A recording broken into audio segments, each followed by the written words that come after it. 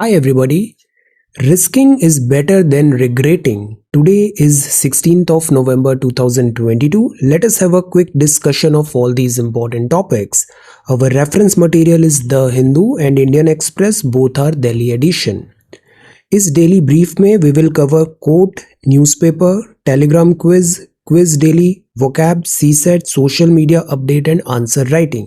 ये सारे sections time stamp के साथ कमेंट सेक्शन में अवेलेबल है। This is Prelims 2023 course. We are targeting 28th of May 2023 exam. For a nominal fee, one-time fee of ₹1111, you can join this course.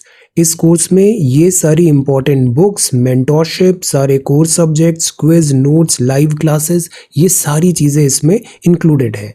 So daily basis पे live classes हो रही है। आज की class भी 8 PM पे live class होगी।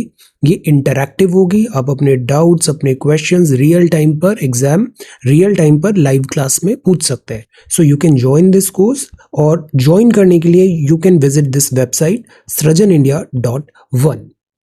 This is Telegram quiz. Join our Telegram channel. Everyday basis में we are having 5 such multiple choice questions. Real time पे as a game आप इन questions को attempt करिए, और इसका जो आंसर है वो भी आपको रियल टाइम पर मिल जाएगा।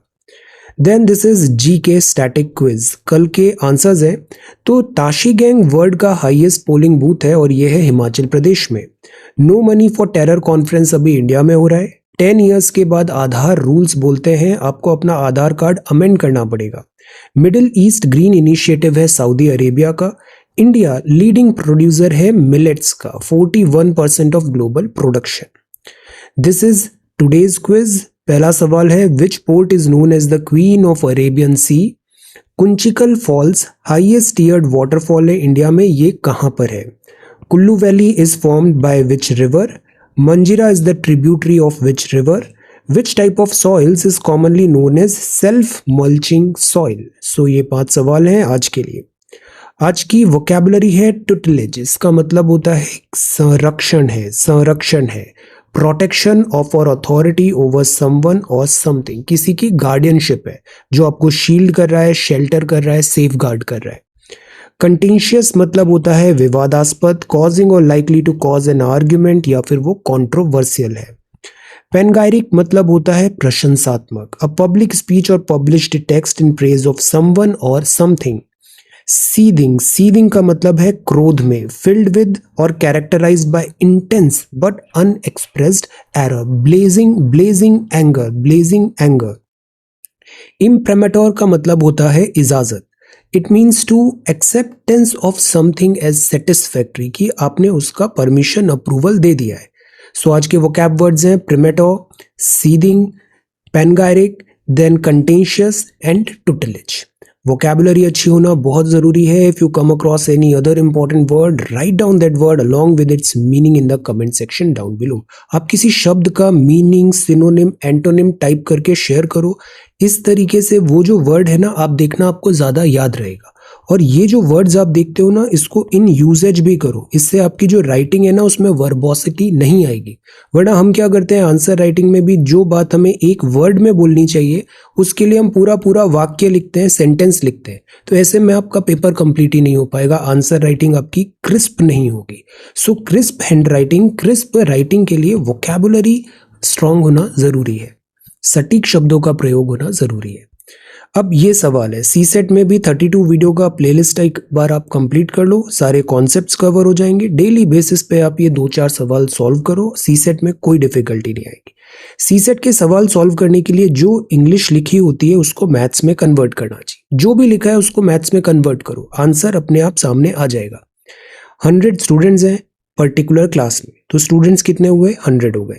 60% क्रिकेट खेलते हैं, तो 100 में से 60 क्रिकेट खेलते हैं, 30 खेलते हैं फुटबॉल, और 10% दोनों खेलते हैं, मतलब वो क्रिकेट भी खेलते हैं और फुटबॉल भी खेलते हैं। अब हमें बताना है नंबर ऑफ स्टूडेंट्स कौन हैं, कितने हैं जो कोई भी गेम नहीं खेलते हैं, neither cricket nor football.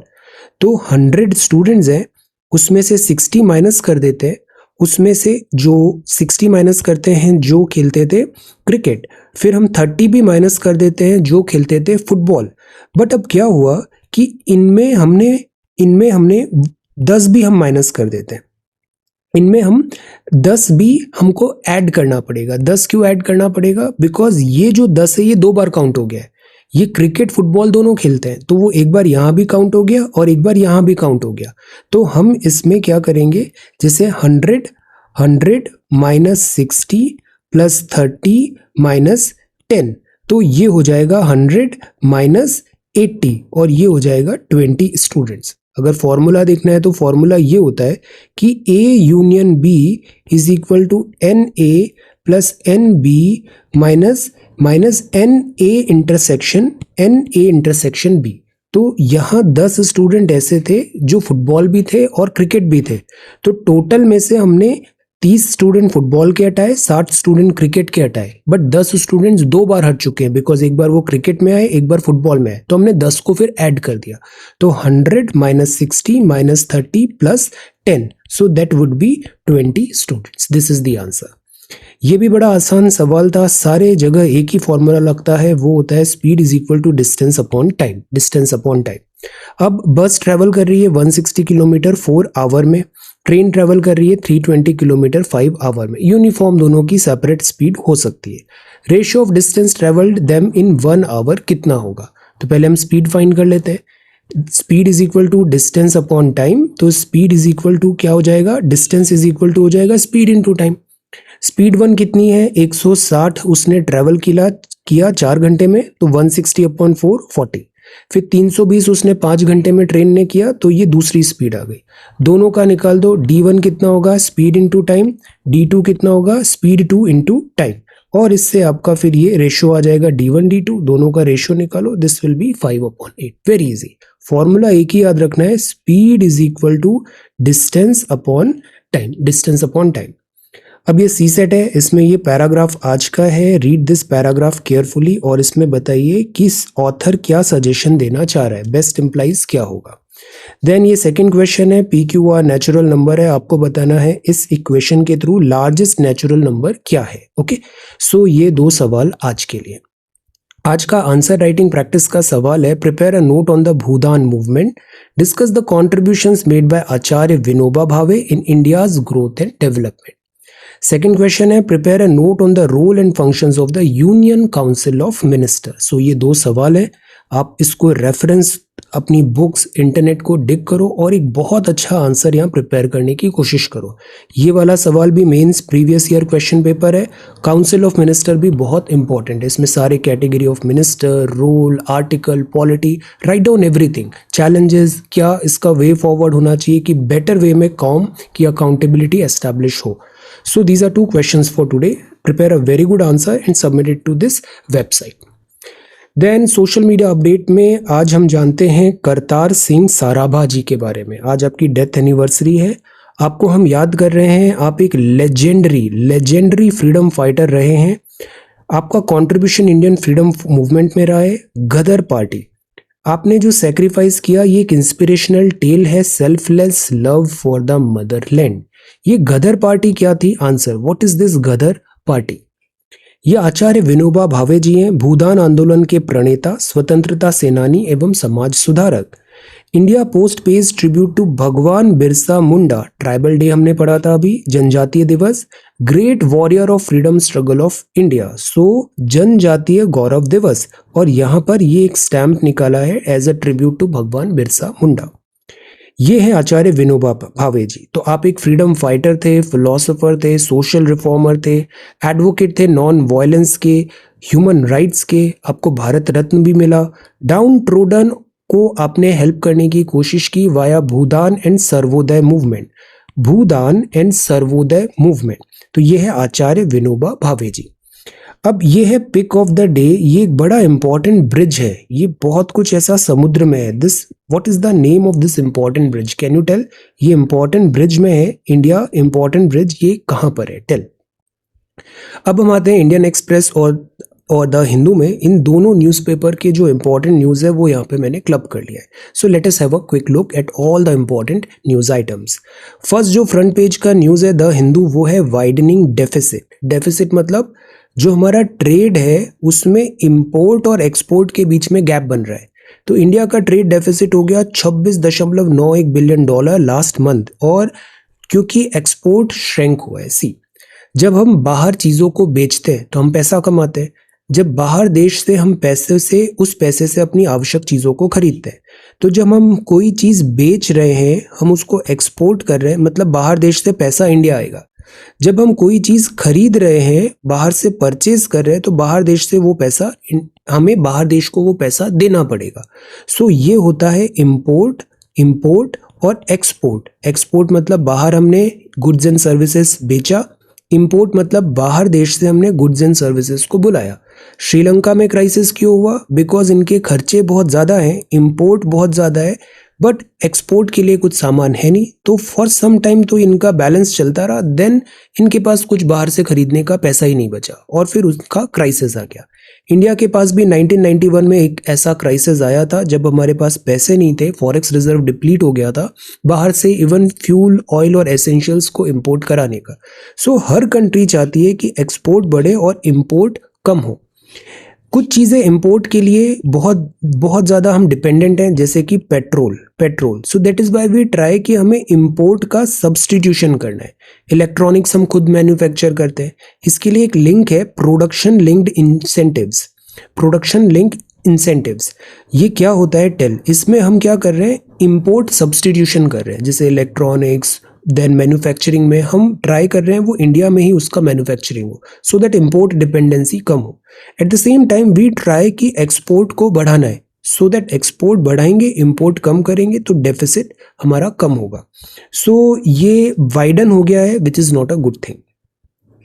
So this is first news. एक और जो फ्रंट पेज का न्यूज़ है वो है prime minister meets mister Xi Biden in Bali, talks with 8 leaders today. See, ये G20 समिट चल रहा है। G20 समिट में यहाँ अभी मीटिंग हुआ। Cooperation in future oriented sector such as artificial intelligence. तो we should focus on future किसका होने वाला है, उन चीज़ों पे हम फोकस करें। तो अ स्टेप फॉरवर्ड है। यहाँ प्राइम मिनिस्टर साहब ने चाइनीज प्रेसिडेंट शी जिनपिंग से बात किया, G20 लीडर का बाली, दिस इंडोनेशिया में। ये पहली ऐसी मीटिंग है सिंस नवंबर 2019, बिकॉज उसके बाद गलवान, कोविड-19, फिर मीट इन पर्सन नहीं हुआ था। अभी शंघाई कोऑपरेशन हुआ था, वहाँ पे भी बायलैटरल ऐसा मीट नहीं हुआ। सो this is again significant. G20 एक काइंड ऑफ एनुअल मीटिंग है वर्ल्ड की टॉप 20 एडवांस्ड इकोनॉमीज का। वॉर इन यूक्रेन अभी चल रहा है, क्लाइमेट चेंज है, कोविड-19 पैंडेमिक है, ग्लोबल क्राइसिस इससे क्रिएट हुआ है। और जब भी क्राइसिस होता है तो हैव यू नोटिस्ड सफ़र कौन करता है? सफ़र ऑर्डिनरी पीपल करते हैं, poor citizens of every country. So that is Y ये क्राइसिस को वर्ल्ड को कलेक्टिव फ्रंट देना चाहिए, ओवरकम करना चाहिए। Food and energy security session भी बाली में हुआ। ह्यूमैनिटेरियन इकोनॉमिक क्राइसिस में ये ज़रूरी है कि हम कलेक्टिव रिजॉल्व करें, we swim together, we sink together. So world की स्पेशली टॉप 20 इकोनॉमीज को they should come together and solve, collective resolve यहाँ पे पेश करना चाहिए। सो ये हो गया G20। अब जो सेकेंड न्यूज़ आया है वो है my head Hanks in Shem says जज ओवर रिलीफ डिले टू किन ऑफ सीवर डेथ विक्टिम्स। ये अभी भी बहुत रॉन्ग प्रैक्टिस अभी भी है, ऑल्दो इसको इलीगल कर दिया गया है, बैन हो गया है, बट ये प्रैक्टिस अभी भी देखने को मिलती है। ये है मैनुअल स्केवेंजर, मैनुअल सीवर का जो क्लीनिंग होता है, और इसमें अक्सर टॉक्सिक गैसेस के कारण डेथ भी हो जाता है, एंड दिस इज इनह्यूमन। तो द आइडिया इज इसको सॉल्व करना ज़रूरी है। टू प्रोन्ज्ड मेथड होना चाहिए। पहला, हम क्यों ना रोबोट्स और मशीन्स को यूज़ करें सीवर क्लीनिंग में। सेकंड, जो एग्जिस्टिंग वर्क फोर्स है जो इस वर्क में इन्वॉल्व है उनको ऑल्टरनेट एम्प्लॉयमेंट प्रोवाइड करें। Then this is royal trip. तो ये है रॉयल ट्रिप सी, ये लग्जरी ऑन ट्रैक है। ये गोल्डन चैरियट लग्जरी ट्रेन है जिसने सर्विस रिज्यूम की है बेंगलुरु में। ये ट्रेन रन होती है by Indian railway catering and tourism corporation, IRCTC, Karnataka state development corporation. इसमें वाईफाई है और इससे आप बेंगलुरु और आसपास के ये जो स्टेट्स हैं, कर्नाटका, केरला, गोवा, तमिलनाडु, आइकॉनिक प्लेसेस, इस ट्रेन के थ्रू यू कैन विजिट। तो this is royal trip.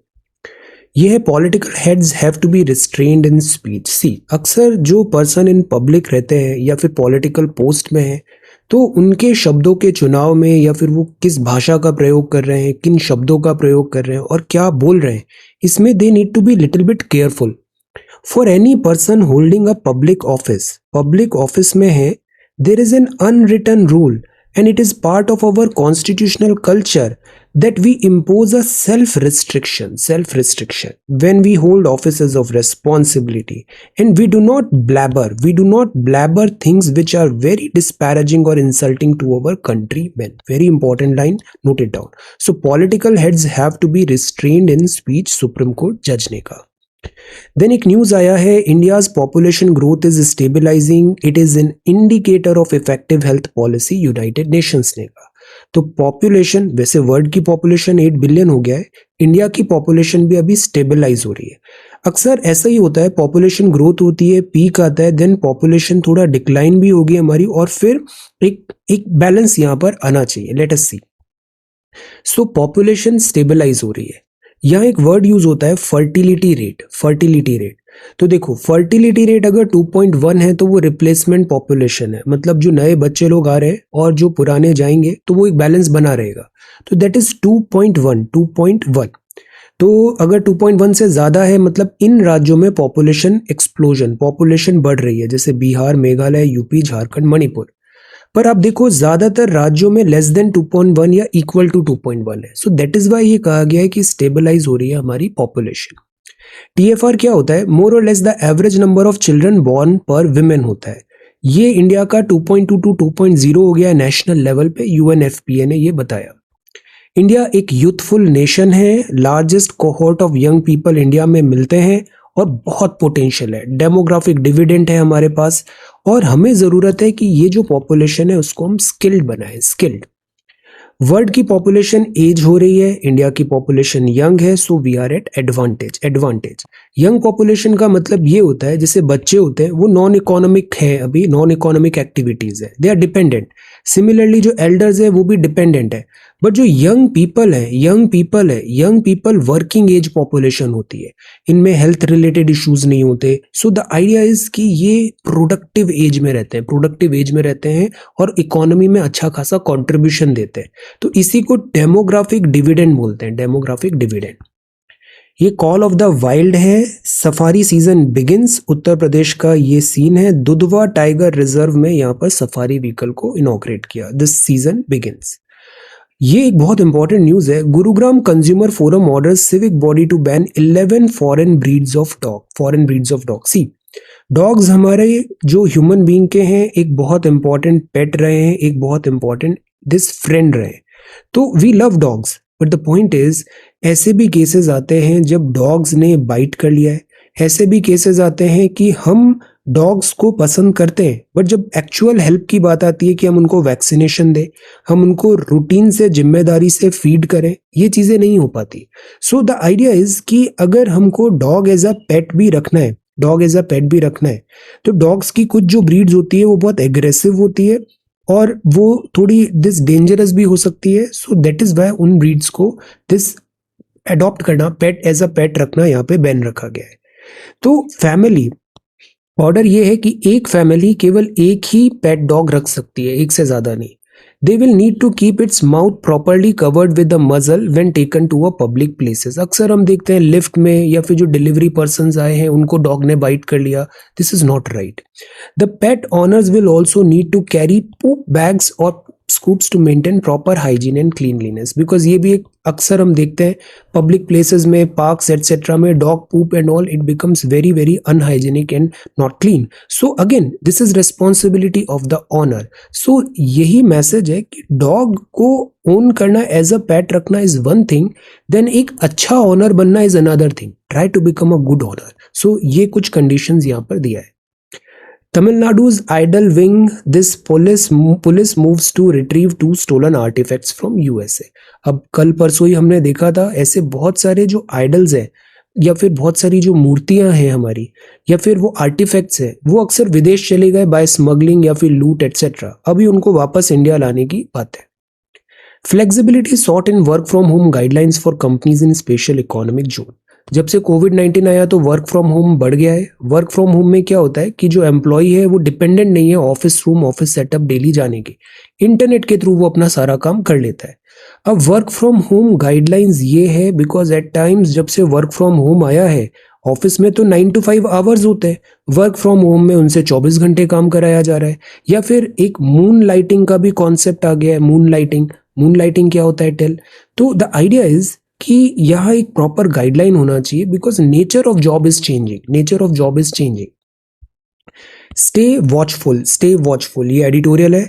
Policy maker can ill afford to drop their guard in the fight against inflation. Inflation क्या होता है? कीमतों में बढ़ोतरी। तो कुछ ड्रॉप अगर मिला है, अभी हमने देखा था ये 4 +- 2 में होना चाहिए। There is certain cooling down हुआ है इन्फ्लेशन का, but we are still not out of the woods. Favourable base effect था। बेस इफेक्ट मतलब पिछले साल इसी टाइम पे इन्फ्लेशन बहुत ज्यादा था, इस बार थोड़ा कम हुआ, तो रिलेटिवली हमको लग रहा है कि इन्फ्लेशन कंट्रोल हो गया है।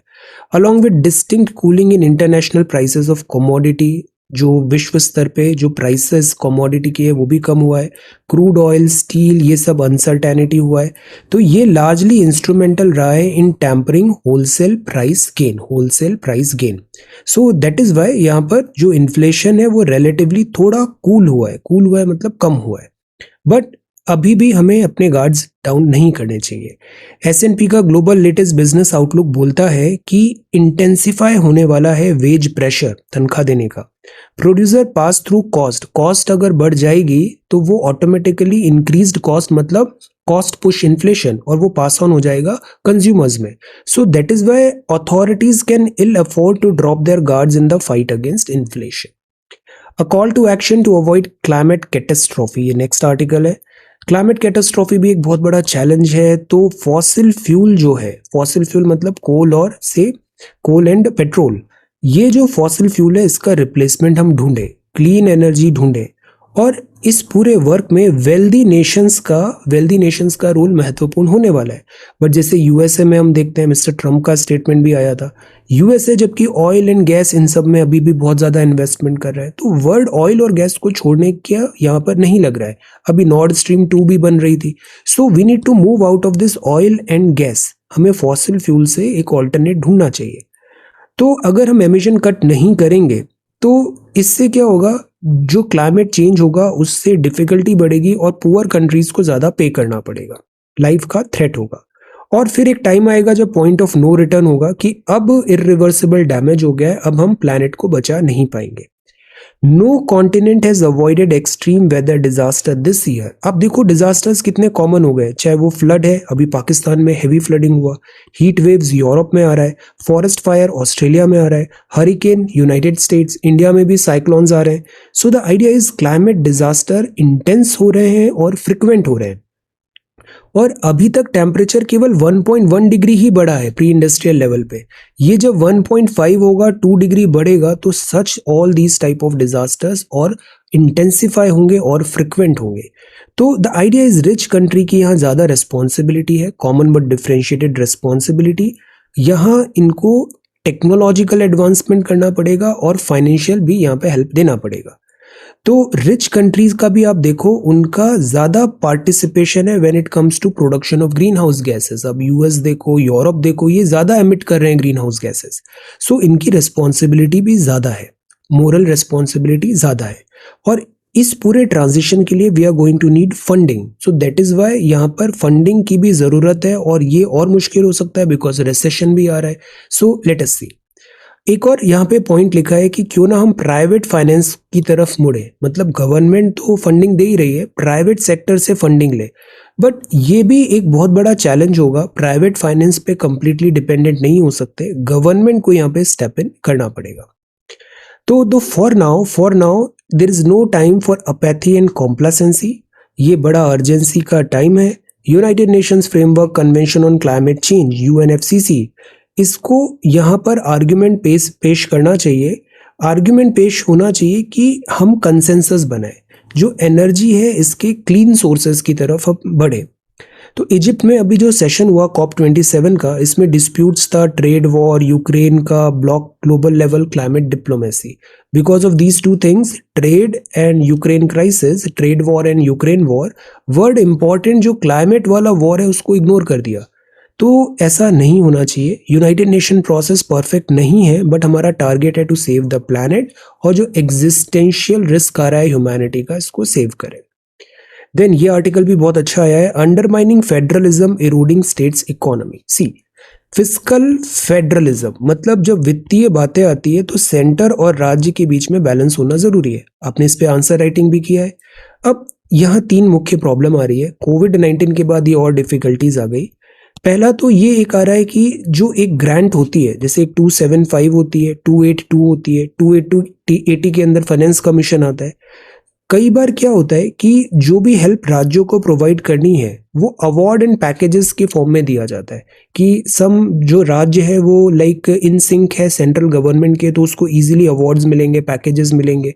बाकी जो राज्य है वो हाई एंड ड्राई नहीं, उनको कुछ नहीं मिल पाता है। तो ये एक रूल बेस्ड होना चाहिए, एक स्टैंडर्ड प्रोसीजर बेस्ड होना चाहिए।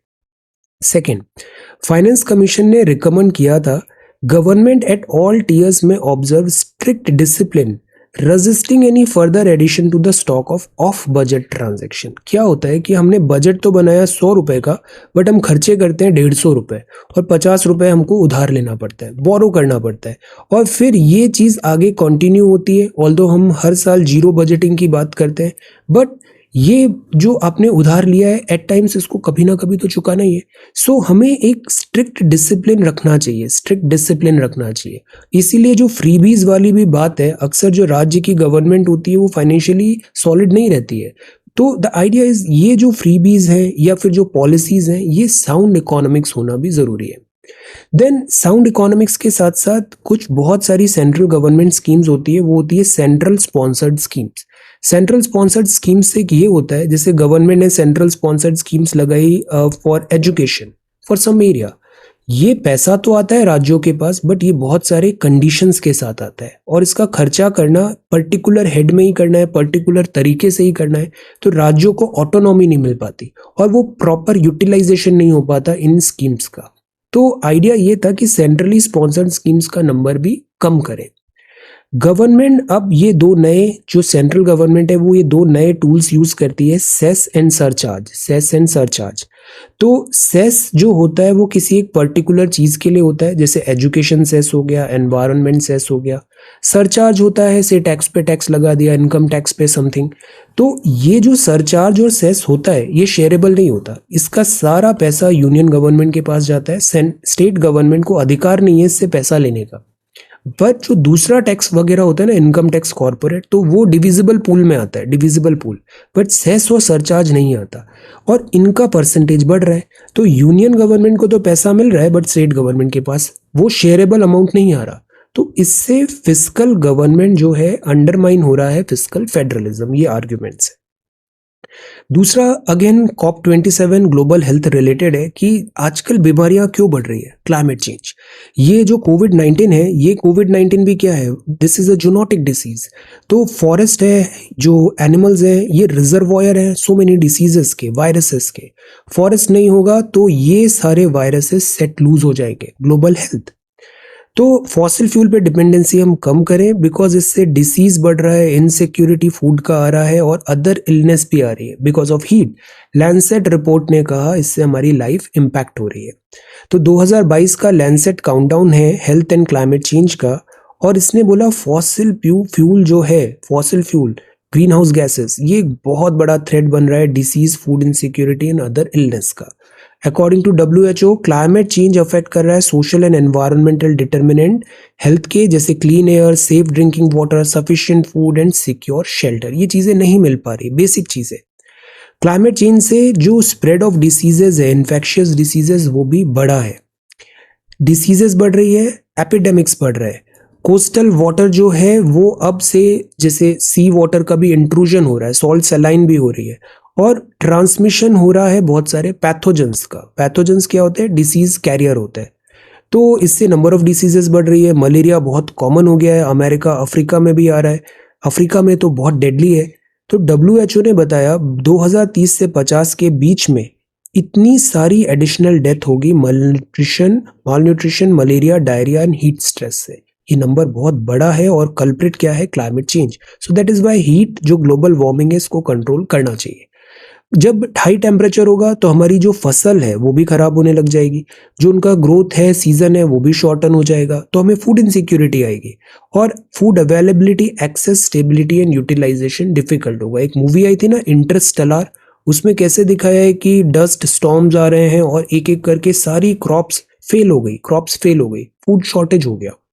सो इन कॉन्टेक्स्ट में ग्लोबल कोऑर्डिनेशन जरूरी है, पैसों की जरूरत है, ट्रांसपेरेंसी है, cooperation between government, community, civil society, business, public health leader to reduce the vulnerabilities that the world is otherwise expose to. तो सबका एक कंबाइंड एफर्ट यहाँ पे होना होगा, बिकॉज कॉम की तरह we swim together, we sink together. World Bank ने एक रिपोर्ट दिया है इंडियन सिटीज का, और इसका नाम है, ये अर्बन इंफ्रास्ट्रक्चर का है, इसका नाम है financing India's urban infrastructure needs. इसमें कंस्ट्रेंट्स क्या है कमर्शियल फाइनेंसिंग में और प्रॉस्पेक्ट्स क्या है पॉलिसी एक्शन के। तो सी, ये जो तरीका है वर्ल्ड बैंक का, जो तरीका है वो ये है कि स्टडी करो और बताओ कि जो शहर है, अर्बन सिटीज है, यहाँ पर एक प्रॉपर इनको प्रॉपर यहाँ पे इंफ्रास्ट्रक्चर होना चाहिए, इनको लिवेबल बनाना है। इसका एक सस्टेनेबल डेवलपमेंट गोल भी है। कौन सा एसडीजी है सिटीज के बारे में, टेल। तो इस रिपोर्ट ने ये बताया है कि अगर हमें सिटीज को अगर अच्छा बनाना है तो अगेन बात आती है फंड्स की, क्योंकि बिना पैसे के काम होता नहीं है। फंड्स आने का दो तरीका है, एक तो शहरों में, जैसे हमारा थर्ड टियर आया पंचायती राज एंड म्यूनसिपैलिटीज, तो इसमें डिवोल्यूशन ऑफ फंड प्रॉपर हो, plus eight the same time शहरों में उनका खुद का रेवेन्यू जनरेशन मॉडल बेटर करे। जैसे शहर आपको पार्किंग का पैसा ले सकते हैं, स्ट्रीट लाइट्स का पैसा ले सकते हैं, बहुत सारी सर्विसेज दे रही है उसकी फीस ले सकते हैं, water supply, sewerage, bus services का पैसा ले सकते हैं। तो अगर पैसा आएगा जो मतलब फाइनेंशियली इंडिपेंडेंट रहेगा, अगर म्यूनसिपैलिटी, तो वो नगर निगम, नगर पालिका, तो वो प्रॉपर तरीके से यहाँ पे चीज़ों को यूटिलाइज कर पाएगा, सर्विसेज दे पाएगा। रेवेन्यू शेयरिंग बेटर हो, house tax, professional tax, property tax. तो द आइडिया इज ये जो फिस्कल चैलेंजेस आते हैं इसको हम ओवरकम करें। अब इंग्लिश में एक वर्ड लिखा हुआ है, एक होता है फॉर्मल, एक होता है इनफॉर्मल। फॉर्मल कॉन्टेक्स्ट क्या होता है, जब एक प्रोटोकॉल है, एक आपको कुछ नियम है, कुछ मर्यादा है, कुछ वहाँ प्रोटोकॉल के थ्रू आपको एक्ट करना है, बिहेव करना है, चॉइस ऑफ वर्ड्स करना है। मैं इतना केयरफुली आपको हमेशा क्यों बोलता हूँ कि ये जो चॉइस ऑफ वर्ड्स है हमारी, या फिर जिस तरीके से हम बात कर रहे हैं, जो अप्रोच है, किन शब्दों का हम उपयोग कर रहे हैं, हम कैसे एग्जाम्पल्स देख रहे हैं, किस लाइन ऑफ थॉट्स में हम अपनी बातों को बता रहे हैं, ये चीज़ आपको सिविल सर्विसेज में बहुत काम आएगा। स्टूडेंट्स को आता बहुत है। अभी आप उन्हें बोलो साइक्लोन क्या होता है, वो उसको एग्जाम्पल्स, कई बार करेक्ट, कई बार इनकरेक्ट एग्जाम्पल्स एटसेट्रा के थ्रू वो बता देंगे, वर्बली बता देंगे। हो सकता है proper right choice of words नहीं हो, एग्जाम्पल्स एंड दिस नहीं हो, बट यही चीज अगर आप बता रहे हो, एक्सप्लेन हो रहा है। But when it comes to writing तो आपको एक फॉर्मल तरीके में लिख के बताना पड़ेगा। ऐसे आपको पता है फंडामेंटल राइट क्या होता है, डीपीएसपी क्या होता है, आप उसको लिख के बताओ। तो take it as a challenge. आपको मैं चैलेंज करता हूँ, आपका जो भी फेवरेट टॉपिक है, चाहे पॉलिटी, हिस्ट्री, ज्योग्राफी, इकोनॉमिक्स, आपका जो भी फेवरेट टॉपिक है, सब्जेक्ट है, उसका एक फेवरेट टॉपिक चूज करो। अभी चूज कर लिया, अब वो टॉपिक आपको बहुत अच्छे से आता है, आपने पढ़ा भी है उसका, बहुत बहुत बड़ी बड़ी किताबें, वीडियो सब पढ़ा है, ओके। अब उसी टॉपिक पे now close down this topic, उसका रेफरेंस नहीं लेना है, क्लोज डाउन। नाउ उसमें 100 वर्ड्स का एक नोट तैयार करके आप बताओ, 100 वर्ड्स का नोट तैयार करके बताओ। यू विल रियलाइज कि मैं इतना क्यों जोर देता हूं आंसर लिखने के लिए। सी, फिर कुछ वर्ड भी हैं, जैसे एविंस, इसका मतलब है give expression to, express, show करना, okay. She evinced her disappointments quite clearly. Troop in eastern Ladakh को 3D प्रिंटेड हैबिटेट्स मिलेगा, इस पे कल आंसर राइटिंग करेंगे 3D प्रिंटिंग पे। डिफेंसेस को मिलेगा, या T-90 टैंक भी हम डिप्लॉय करें। एक्चुअली चाइना बहुत तेजी से यहाँ पे इंफ्रा डेवलप कर रहा है, सो हमें भी यहाँ पे प्रॉपर मैच करने की जरूरत है इंफ्रास्ट्रक्चर। तो हम 3D प्रिंटेड हैबिटेट बना रहे हैं। 3D प्रिंटेड एक एडिटिव टेक्नोलॉजी होती है, रेडीमेड सारे मटेरियल है, उसके हिसाब से हम डिजाइन बनाते हैं और तुरंत वो पूरा जो बिल्डिंग या फिर हैबिटेट बनाना है वो तुरंत बन जाता है। तो ये अच्छे बंकर है, टेम्परेचर कंट्रोल भी होगा, बिकॉज वेदर बड़ा हार्श होता है यहाँ पे, फिर हम यहाँ पे प्रॉपर गार्ड कर पाएंगे। ये 3rd एडिशन चल रहा है no money for terror forum का, to discuss crowd funding of terrorism भी आजकल क्राउड फंडिंग होने लग गया है। सो इसके लिए अगेन मॉनेटरी सप्लाई कट करने की जरूरत है। इसराइल की फॉरेन पॉलिसी कैलकुलस में ईरान लूम्स लार्ज। ये बड़ा कॉम्प्लिकेटेड है ये पूरा मिडिल ईस्ट। यहाँ ईरान है, यहाँ सऊदी है, यहाँ इसराइल है। ये तीनों एक दूसरे को पसंद नहीं करते हिस्टोरिकली। ईरान और इसराइल के बीच में लड़ाई, इसराइल सऊदी के बीच में लड़ाई, सऊदी ईरान के बीच में लड़ाई। तो ये तीनों आपस में लाइक एनिमीज तो नहीं, पर मतलब फ्रेंड्स भी नहीं बोल सकते। अब क्या होता है, सऊदी जो होता है वो अब इसराइल से दोस्ती करने लग गया। तो सऊदी और इसराइल में दोस्ती बढ़ रही है और ईरान अभी थोड़ा एलियनेटेड हो रहा है। तो Israel's foreign policy calculus, Iran looms large. Iran में, इसराइल में अभी इलेक्शन भी हुआ है। New prime minister of Israel कौन है? Answer 9 Russian banks open Vostro accounts for रूपी ट्रेड। तो वॉस्ट्रो और नॉस्ट्रो ये दो टर्म होते हैं, इनको मैं क्विकली बताता हूँ। जब हमें रशिया से ट्रेड करना है तो हम कोशिश करते हैं हम रूपी में कर ले, रूबल में कर ले, डॉलर को बाईपास कर ले। इससे जो वेस्टर्न वर्ल्ड की सैंक्शंस हैं वो भी हम ओवरकम कर लेते हैं। तो रशिया और इंडिया का ट्रेड बढ़ रहा है। ट्रेडिशनली ये केवल most of the trade weapons के लिए था, टेक्नोलॉजी, बट अब बाकी एरियाज में भी ट्रेड बढ़ रहा है। तो इसलिए हमने वॉस्ट्रो नॉस्ट्रो अकाउंट्स यहाँ पे ओपन किए। वॉस्ट्रो अकाउंट से क्या होगा, इंपोर्टर जो है वो रेमिट कर सकता है rupee funds into it, vostro account से इंडिया। तो रशिया का ये जो बैंक है उसने यूको बैंक में एक बैंक अकाउंट ओपन कर दिया। ऐसे ही बहुत सारे और दूसरे बैंक्स भी यहाँ पे ओपन कर रहे हैं। अब मैं इसको एक एग्जांपल के थ्रू बताता हूँ नॉस्ट्रो और वॉस्ट्रो क्या होता है। सपोज एक बैंक है जीटी बैंक, ये नाइजीरिया का एक बैंक है जीटी बैंक। और नाइजीरिया में बहुत सारा पैसा आता है, कस्टमर्स पे करते हैं, कुछ इसके सिटीजन्स या फिर दूसरे लोग भी पे करते हैं नाइजीरिया के इस बैंक को, बट वो करते हैं फ्रॉम यूनाइटेड स्टेट्स। तो यूएसए से बहुत ज़्यादा पैसा आ रहा है नाइजीरियन बैंक में, नाइजीरिया के एक बैंक में यूएसए से पैसा आ रहा है डॉलर में। ये जो पैसा यूएस से भेज रहे हैं वो रेमिटांस भी हो सकता है। अब ये जो बैंक है जीटी बैंक, इसकी कोई ब्रांच तो नहीं है यूएसए में, या कोई ऑफिस भी नहीं है यूएसए में, कोई फिजिकल प्रेजेंस भी नहीं है यहाँ पे। तो ये जीटी बैंक क्या करेगा, यूएसए का एक बैंक है सिटी बैंक, उसके साथ टाई अप कर लेगा और वहां अपना एक खाता ओपन कर लेगा और क्या बोलेगा कि यूएस वाले जो भी नाइजीरिया पैसा भेजना चाहते हैं वो यूएस के ही इस सिटी बैंक की इस वॉस्ट्रो अकाउंट जो मैंने ओपन किया है इसमें पैसा डाल दो।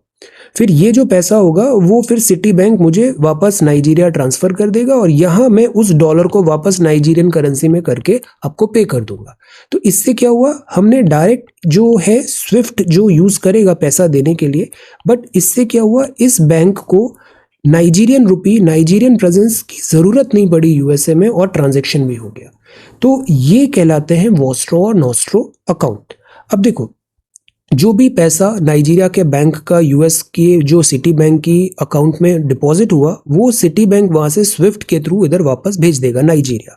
What is swift? स्विफ्ट एक kind of like SMS services होता है, ये बैंक्स का एसएमएस होता है। तो बैंक इससे कम्युनिकेट करते हैं अबाउट ऑल द ट्रांजेक्शंस। तो ये जो स्विफ्ट के थ्रू क्या होगा, ये पैसा ऐसा फंड ट्रांसफर हो जाएगा। अब वॉस्ट्रो और नॉस्ट्रो में डिफरेंस क्या होता है, तो सी नॉस्ट्रो और वॉस्ट्रो है तो जैसे नाइजीरिया का बैंक है, अब हम नाइजीरियन बैंक के पर्सपेक्टिव से देखते हैं, तो यूएस डॉलर अकाउंट जो उसने सिटी बैंक में ओपन किया वो नॉस्ट्रो अकाउंट हुआ। नाइजीरिया के रेफरेंस में नाइजीरिया ने सिटी बैंक में जो यूएस सिटी बैंक है वहां एक अकाउंट ओपन किया यूएस डॉलर का, तो वो कहलाया नॉस्ट्रो अकाउंट। बट अगर सिटी बैंक के रेस्पेक्ट में देखेंगे तो नाइजीरिया का जो अकाउंट सिटी बैंक ने ओपन किया, तो सिटी बैंक के कॉन्टेक्स्ट में वो कहलाएगा Vostro account of GT bank in USA, US dollar. Okay, तो ये पर्सपेक्टिव चेंज हो जाता है। बेसिकली पर्पस यही होता है कि जैसे हम रशिया से रूपी में ट्रेड कर रहे हैं, तो ये रशिया का ये जो बैंक है इसने हमारे यूको बैंक में एक अकाउंट ओपन कर दिया रूपी वाला, है ना। तो यहाँ रशिया को रिप्लेस कर लो नाइजीरिया, यूको बैंक को रिप्लेस कर लो सिटी बैंक इंडिया, और ये हो गया रशिया। और हमने रूपी वाला, डॉलर की जगह रूपी वाला एक अकाउंट यहाँ पे ओपन कर दिया। तो ऐसे नॉस्ट्रो और वॉस्ट्रो हो जाते हैं। ओके, ये माइलस्टोन है। सी 8 बिलियन हो गए हम, 8 billion people, 8 billion hopes, 8 billion dreams, 8 billion possibilities. You are a unique individual just like these 8 billion other unique individuals. Okay, so that is why world बहुत बड़ा है, इतने सारे लोग हैं, हम नहीं है, वर्ल्ड बहुत, दुनिया बहुत बड़ी है, बहुत सारे लोग हैं। 8 बिलियन, कैन यू काउंट कितने जीरोस आते हैं 8 बिलियन में, काउंट इट। सी, तो India world most populous country बनने वाला है, हम अभी टॉप कर जाएंगे 2050 तक। अभी जो G20 मीटिंग हुआ, यहाँ पे पॉलिटिसाइजेशन ऑफ G20 की बात हुआ, मैक्रो और शी जिनपिंग का भी मीट हुआ, यूक्रेन में न्यूक्लियर नहीं होना चाहिए, इंडोनेशिया ने $20 बिलियन डील साइन किया यूएस जापान से क्लीन एनर्जी, और ऑस्ट्रेलियन प्राइम मिनिस्टर एंथोनी यहाँ पे आए शी जिनपिंग के साथ, थोड़ा डिसएग्रीमेंट्स को दूर करने की बात हुआ। टर्की के आर्दोगन भी थे, बाइडेन से बात हुआ, और ब्रिटिश प्राइम मिनिस्टर सुनाक भी थे, सऊदी अरेबिया, सब वर्ल्ड टॉप लीडर्स यहाँ पे आए थे। तो ये तो हो गया हमारा न्यूज़पेपर डिस्कशन। ये मैंने इंडियन एक्सप्रेस से भी न्यूज़ पिक कर लिया और द हिंदू में। Let me know, I think ये फॉर्मेट अब हम सबको अच्छा सूटेबल रहेगा और ये एफिशिएंट भी है ये फॉर्मेट। नोट्स में कुछ और इसमें अभी ऐड कर दूंगा। अब कुछ 5-10 मिनट्स में let us have this discussion as well, जो आंसर राइटिंग का आपने किया है। 2 सवाल थे। Prepare a note on the manner of election of the president of India, innovative approaches for solid waste management that can help in dealing with increasing waste problems in Indian city. ये बड़ा static subject का था, core की election president कैसे होता है, chapter अच्छे से पढ़ना था, अपने शब्दों में उसको लिख के कंसोलिडेट करना था। यहाँ आप अपना टैलेंट दिखा सकते थे, इनोवेटिव अप्रोचेस क्या हो सकती है। सो ये सारे सबमिशंस आए, let us sort it by oldest. जो बेसिक्स है वो सेम है, हैंड राइटिंग अच्छी रखिए, फॉर्मेट का पालन करिए, जो लिखा है वही आंसर करिए और अपनी ओरिजिनलिटी मेंटेन करिए। डायग्राम बनाइए, फ्लो चार्ट बनाइए, ये कॉमन है, सब जगह हमें इन प्रैक्टिसेस को देखना है। और बाकी कंटेंट तो जितना लिखोगे उतना ही रिफाइनमेंट होगा, नॉलेज बेस बढ़ेगा, आपका उतना ही बेहतर होगा। और एक दूसरे की कॉपी से सीखने की भी कोशिश करो, हर कॉपी में कुछ बहुत अच्छी चीजें हैं।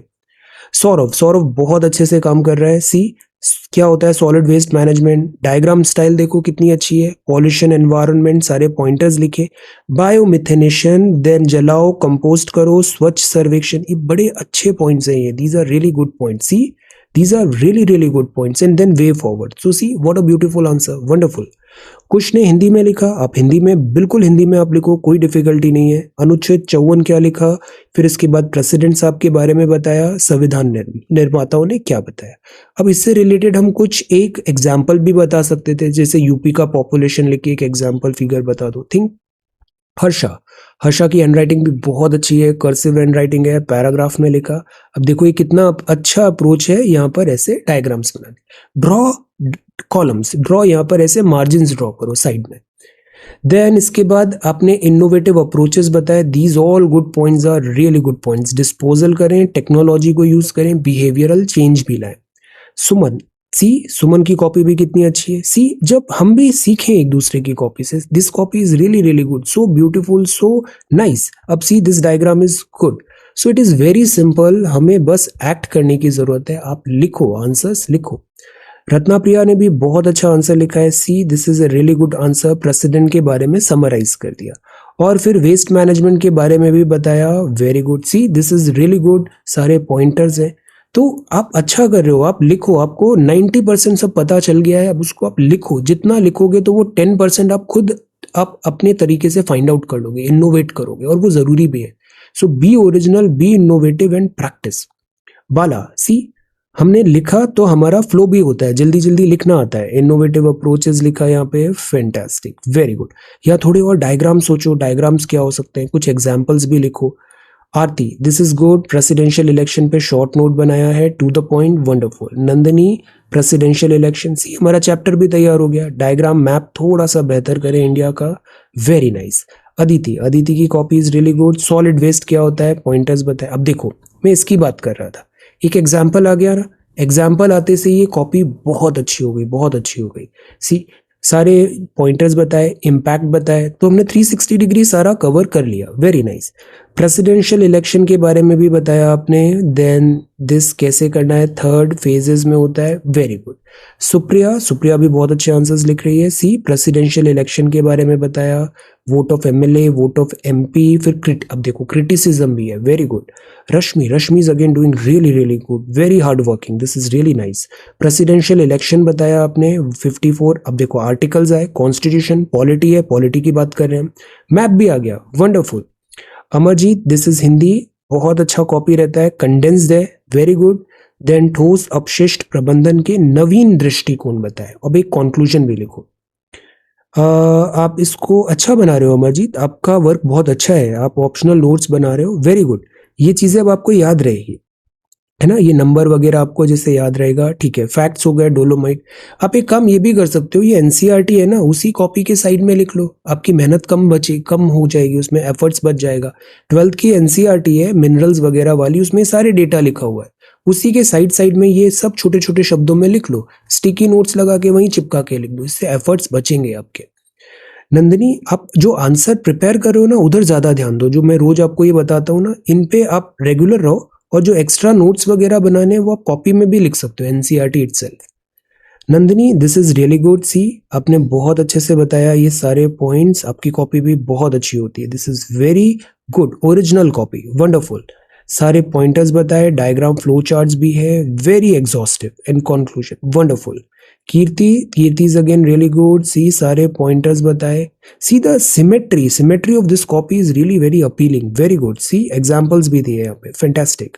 Asha is again really good, very systematic, very organized. See, processes, then impeachment, approach is really good. Dipali is again really good. See, Parliament of India बताया। See the copies, these are very beautiful, very good copy। सब toppers material है यहाँ पे, अपनी quality बहुत अच्छी है, quantity तो नहीं but quality बहुत अच्छी है। Quantity in the sense we have few students but those are really good students, really good students। See, Vimal, this is again really good. Election of president, तो आप भी ज्वाइन करो इस कम्युनिटी को, participate करो आंसर राइटिंग पे, आपको इतने अच्छे स्टूडेंट्स के साथ यहाँ पर वर्क करने का मौका मिल रहा है, utilise it. Very nice Vimal. Muzammil, this is again really good, very good. See, vote क्या है, यही चीज होती है पढ़ाई जो एक्चुअली काम आती है, कोई फैंसी चीज काम आती नहीं है, यही चीज काम आती है। Very good. Vishwajeet is again so hard working and so discipline and sincere, very good. Value के बारे में बताया यहाँ पे, fantastic. Example, Saurabh, this is second question, president of India prepare करना था, दिस इज इंपॉर्टेंट। इसी तरीके से पॉलिटी पूरा पढ़ते हुए चल रहा है। शुभांगी, आप बहुत अच्छा कर रहे हो, be confident, you are absolutely on the right direction, इसको कंटिन्यू करो, आपकी हैंडराइटिंग, कंटेंट सब बेहतर ही होगा over the period of time, इससे बेटर एंड बेटर होता जाएगा। There is no fundamental problem, सारी चीजें यहाँ पे एकदम करेक्ट है, वेरी गुड।